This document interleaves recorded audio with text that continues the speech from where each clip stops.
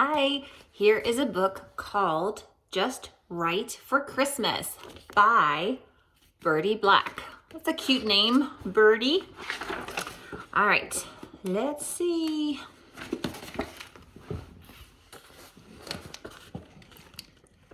It was Christmas Eve, and snow was falling as the king strolled around the market. What should he see but a huge roll of beautiful, bright red cloth? "Ooh," he said, "that cloth is so red and soft and Christmassy. It would be just right for a grand cloak for the princess." And so he bought it and took it back to his castle. In the castle, the king's sewing maids snipped and sewed and snipped and sewed, and by lunchtime, they had made a beautiful long cloak for the princess. The king was delighted. He wrapped it up in gold paper and silver ribbon. "What shall we do with the scraps?" one of the sewing maids asked. "Oh, just bundle them up and put them outside the back door," said the king.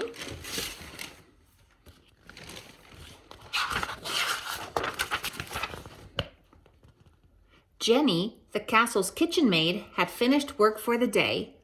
What should she see on her way home but a big bundle of beautiful bright red scraps? "Ooh," she said, "that cloth is so red and soft and Christmassy. It would be just right to make a jacket for my ma." When Jenny got home, she snipped and sewed and snipped and sewed. And by dinner time, she'd made a pretty red jacket for her ma. She was very happy, and she wrapped it up in red paper with a green ribbon. Then she bundled up the little scraps and put them outside the back door so her ma wouldn't see them. Birdie Badger trotted past Jenny's house. What should he see but a little bundle of beautiful bright red scraps? "Ooh," he said, "that cloth is so red and soft and Christmassy. It would be just right to make a hat for my paw."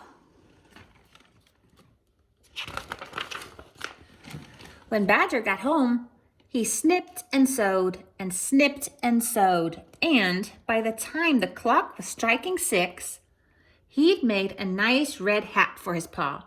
He smiled as he wrapped it up in some brown paper and tied it with string. Then he bundled up the tiny scraps and put them outside the back door.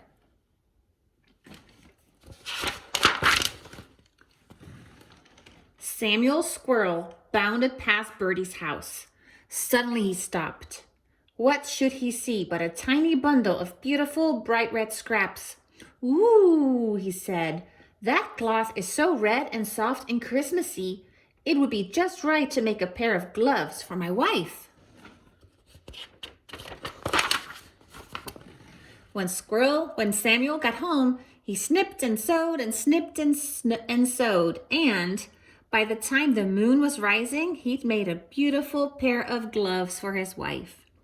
He wrapped them in a leaf and tied up the parcel with a piece of dried grass. "It's just as well I've made her something to keep her hands warm," he said. "This winter wind is so chilly." A gust picked up the tiny scrap of red cloth that was left over and blew it out his window, where it fluttered to the snowy ground.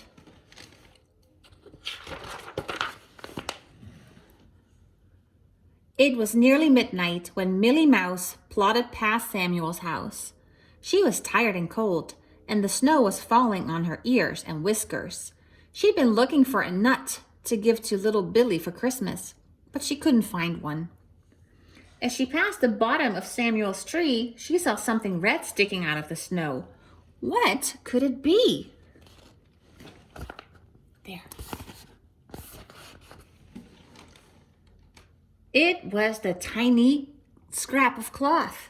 "Ooh," she said, "that cloth is so soft and red and Christmassy. It would be just right to make a scarf for my Billy." Billy was asleep when Millie got home. She snipped and sewed and snipped and sewed, and by the time the candle had burnt low, she'd made a cozy scarf for Billy.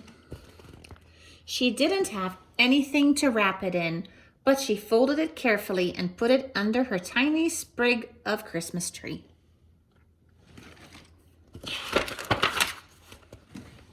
On Christmas morning, the princess opened her huge gold present, and Jenny's ma opened her big red present, and Bertie's pa opened his small brown paper present, and Samuel's wife unwrapped her leaf, and Millie gave little Billy his scarf.